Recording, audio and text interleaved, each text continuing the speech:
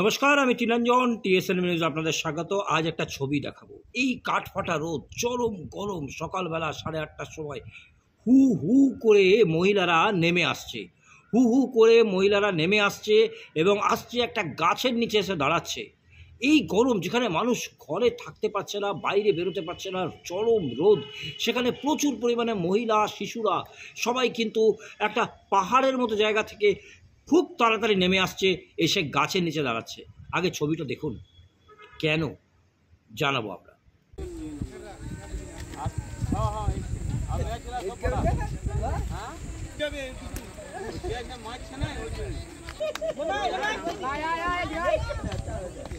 গোলবাদান যেছি পানি দুটা পেটি দুটা দিন দিবে তো।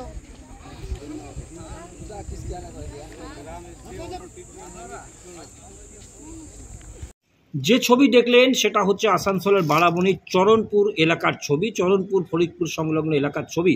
এবং সেখানে রয়েছে খোলামুখ খনি, কেন্দ্র সরকারের ইসিএল এর খোলামুখ খনি। এবং সেই খনিতে এই সমস্ত মানুষগুলো ছুটছে, যাচ্ছে এবং গিয়ে তারা কাজ বন্ধ করছে। এই চরম রোদে সেখানে তারা ছুটে যাচ্ছে, মহিলা পুরুষ সবাই কাজ বন্ধ করছে, এক প্রকারের প্রতিবাদ সংগঠিত করছে, আন্দোলন করছে।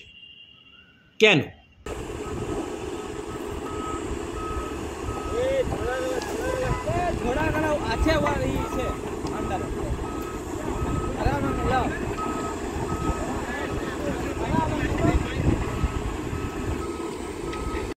আসানসোলের এই বারাবণীর চরণপুর কয়লা খনি নিয়ে দীর্ঘদিন ধরেই কিন্তু গ্রামবাসীদের সঙ্গে একটা বাকবিতণ্ডা চলছে। বারবার এখানে সংঘর্ষের ছবি উঠে আসছে এবং এলাকাবাসীর যেটা বক্তব্য, এই যে খনি, সেখানে যে ডিনামাইট বিস্ফোরণ হচ্ছে, তার ফলে ঘর ফেটে যাচ্ছে, তার ফলে জল শুকিয়ে যাচ্ছে, ধসের কবলে পড়েছে গ্রাম।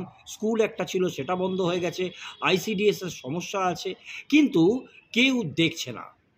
এবং এই ব্লাস্টিং করতে করতে খনি সম্প্রসারিত হতে হতে গ্রামে ঢুকে গেছে। এবারে গ্রামকে সরে না গেলে কোনো উপায় নেই। রাতে তারা নির্ভয়ে ঘরে থাকতে পারছে না, দিনের বেলাতেও সে একই অবস্থা। ব্লাস্টিংয়ের সময় গোটা এলাকাটা কেঁপে উঠছে। না, ভালো করে শুনুন, এসব কিন্তু আমরা বলছি না। আমাদের বিশেষ অনুষ্ঠান তুমি বলবে আমি শুনবো, তাতে মানুষ বলে, প্রশাসন বলে, সাধারণ মানুষ বলে, আন্দোলনকারীরা বলে, অফিসার্সরা বলে, আমাদের মাধ্যমে সব মানুষ শোনে, বিভিন্ন জায়গায় খবরটা পৌঁছায়, হয়তো কোথাও কোথাও সমাধানের রাস্তা বেরিয়ে আসে। কিন্তু এই যে খবর দেখাচ্ছি, সেখানে মানুষের বক্তব্য শুনুন। তাদের কি সমাধান হচ্ছে না হচ্ছে না, কি করলে হবে, সবটাই তাদের মুখে শুনুন এবং কমেন্ট করতে পারেন আমাদের ইনবক্সে।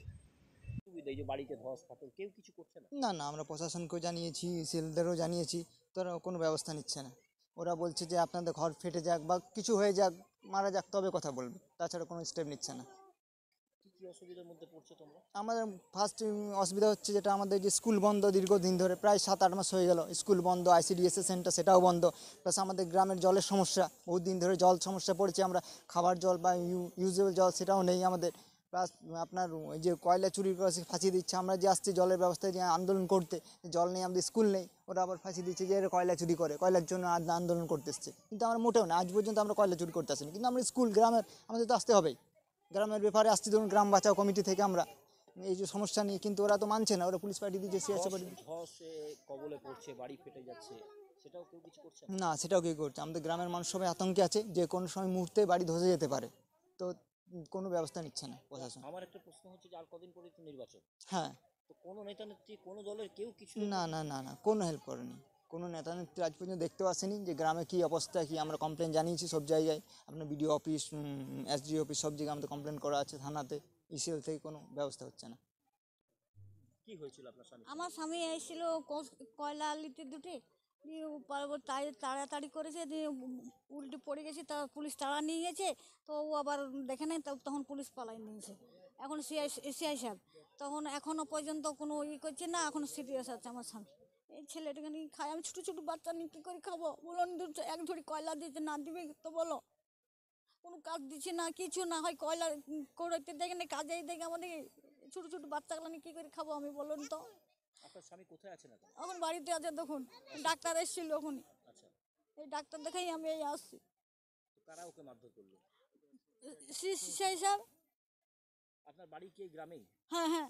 তো এইখানে যেই অবস্থায় কাজ নেই, ব্লাস্টিং হয়, বাড়ি হ্যাঁ ব্লাস্টিং বাবা দুরুম দুরুম করে ব্লাস্টিং হয় বলার কোনো নাই। স্কুল 6 মাস থেকে বন্ধ আছে, আইসিডিএস প্লাস প্রাইমারি স্কুল বন্ধ আছে। আর এই যে ব্লাস্টিং হচ্ছে ফরিদপুর গ্রাম এবং চরণপুর মোড় পর্যন্ত ফাটল দেওয়া দিচ্ছে, একদম ফাটল। ঘরের সমস্যা রইবারও একদম পুরো ঘর কাঁপছে, অত ব্লাস্টিং হয়েছে। আর এই যে মাটিগুলা পড়ে আছে, ধরলাম মেয়ে ছেলে দুটি কয়লা কুড়োতে চুলার জন্যে জ্বালাইবার জন্যে, সেইটা সিআইএসএফ অমন তাড়া করছে, মানে বলা মুশকিল আছে। অমন তাড়া করছে, তেড়ে নিয়ে চলেছে। রাত সন্ধ্যাবেলায় আসছে, যদি মেয়ে ছেলে জানো তো সামান্য কয়লার চুলা ধরাবার জন্যে ওরা চলে আসছে, সিআইএসএফ আসছে, তেড়ে নিয়ে চলেছে। চরণ মোড়ে প্রতিটা ঘর সিআইএসএফ ঢুকছে। এটা কী ব্যাপার? আসুক ম্যানেজার, আসুক এখানে ফাইসালা করুক।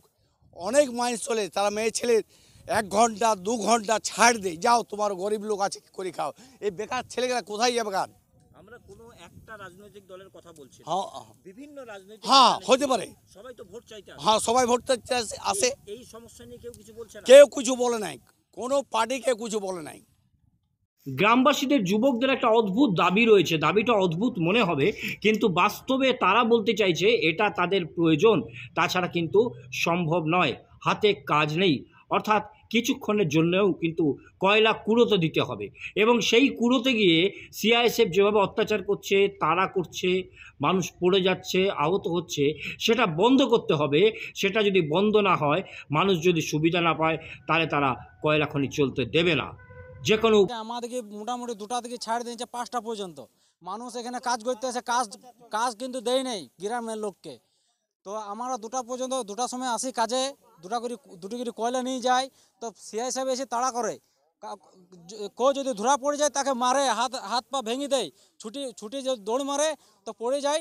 তো মানুষ কাল একটা পড়েছিল 2টা থেকে সকাল 6টা পর্যন্ত পড়েছিল। তো সিরিয়াস আছে খুব, সিআইএসএফরা দেখে যায় কিন্তু সিআইএসএফ পালাইছে। কিন্তু এইটার কোনো ব্যবস্থা চাই, এইটা যদি ব্যবস্থা না হয় এই মাইনাস বন্ধই থাকবে, ঠিক আছে? এইটা তোমার ব্যবস্থা করতেই হবে তোমাদেরকে। বলছে বাড়ি ঘরে ফাটল ধরছে, বাড়ি ঘরে ফাটল ধরছে। চলো ঘর দেখি লাও গা, কুয়াতে দেখো গা জল নেই, তোমরা দেখে নিতে পারো ঘুরি পাদে। কোনো নেতা নেত্রী, কোনো নেতা কোনো ব্যবস্থা নাই এখানে। এটা চলেই যাচ্ছে এরকম, এটা একবার হয় না, 10 বার হয়ে গেল এরকম, কিন্তু কোনো ব্যবস্থা নাই। এইটার ব্যবস্থা তোমরা জলদির মধ্যে করো, নাহলে মাইনাস এরকম বন্ধই থাকবে।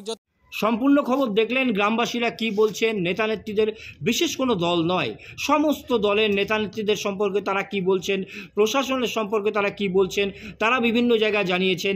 ইসিএল কর্তৃপক্ষ তারা কোনো ব্যবস্থা করছে কিনা সবটাই কিন্তু শুনলেন, জানলেন।